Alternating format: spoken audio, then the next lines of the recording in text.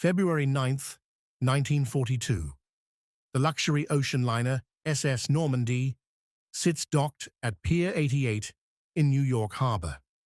Once the pride of the French fleet, she's being converted into a troop transport for the war effort. Workers swarm her decks, when suddenly flames erupt. Within hours, this massive vessel capsizes in the Hudson River. Over 100 people are injured. One worker dies. Was it an accident or sabotage? This disaster would trigger one of the most controversial operations in American history. An operation so secret that it wouldn't be fully acknowledged for decades.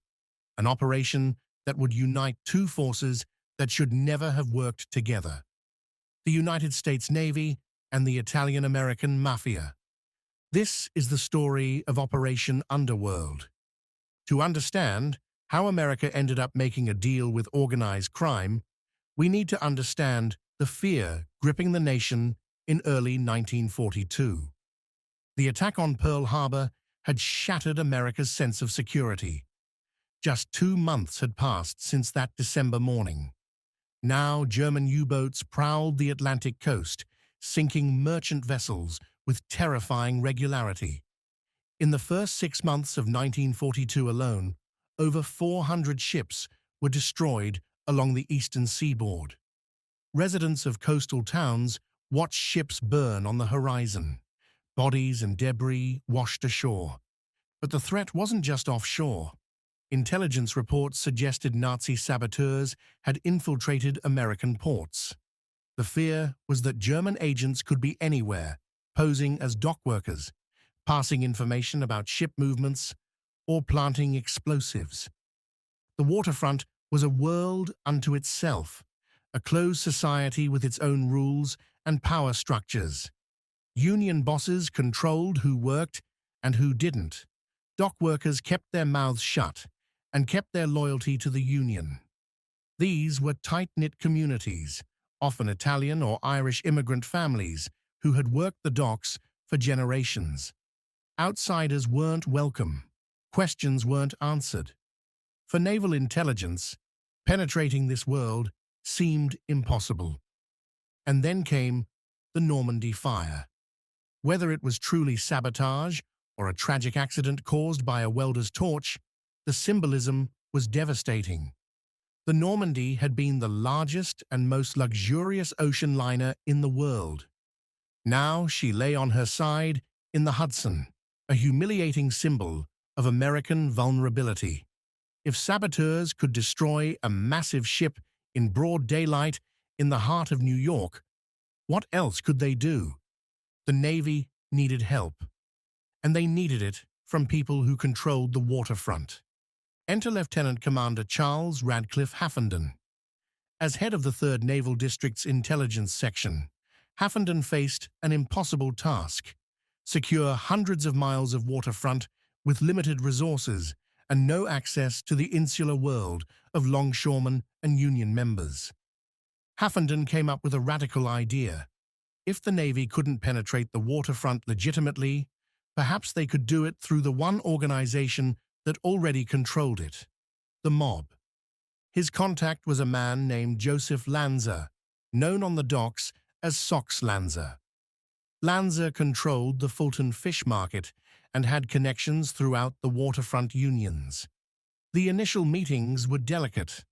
Lanza was suspicious of any government cooperation, but he also had no love for Mussolini or Hitler.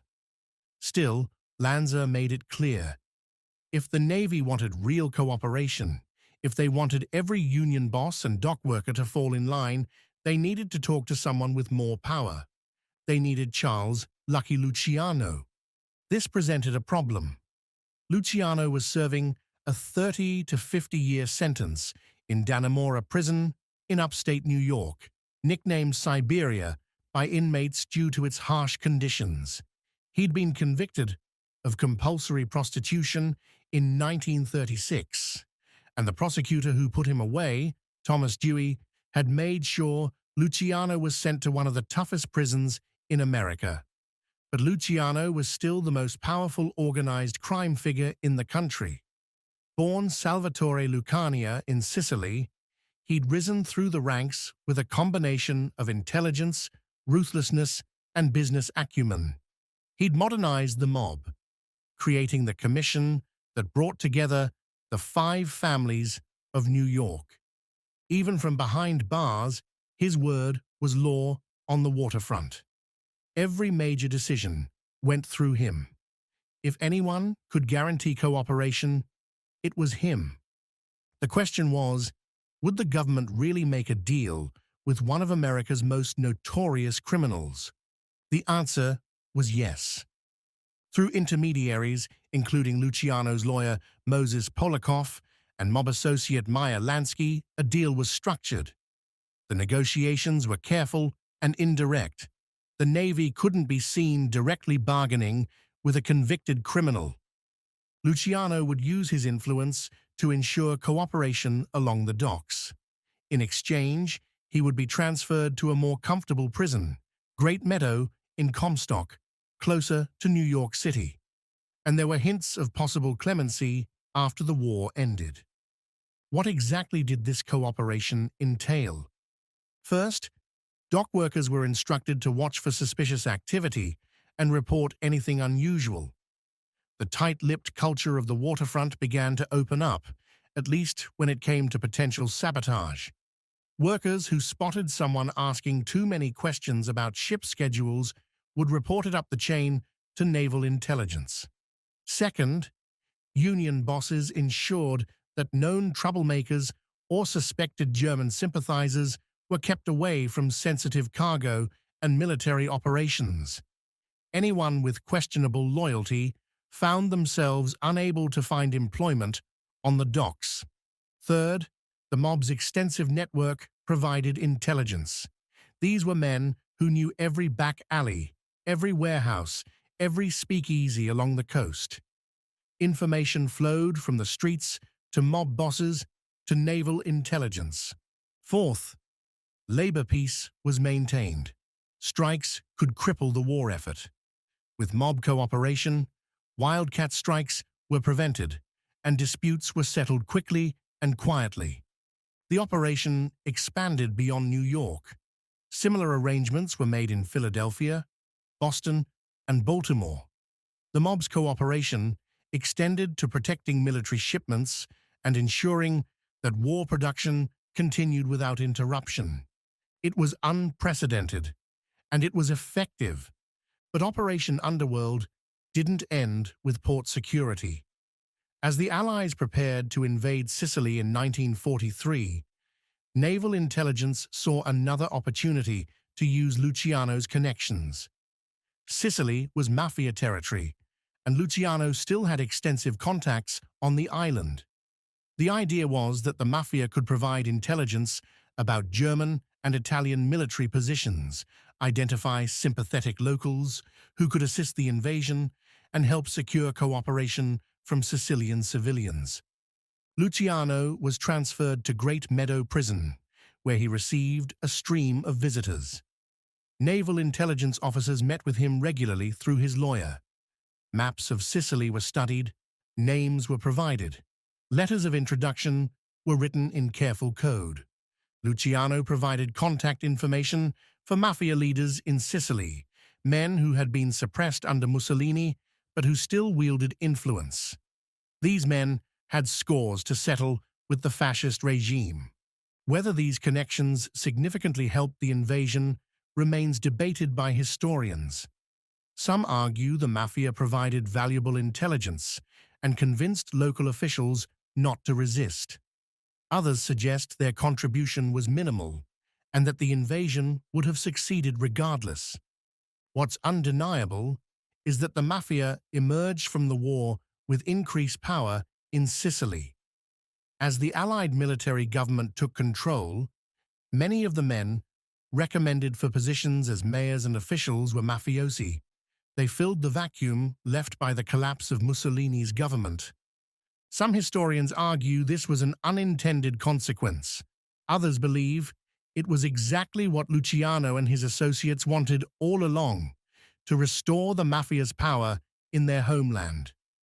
Back in America, The waterfront remained secure throughout the war. There were no major incidents of sabotage at U.S. ports. Not a single ship was destroyed by enemy agents at dock. From a purely practical standpoint, Operation Underworld achieved its objectives. When the war ended in 1945, it was time to pay the bill. Luciano's lawyers began pushing for his release. Governor Thomas Dewey faced a difficult decision.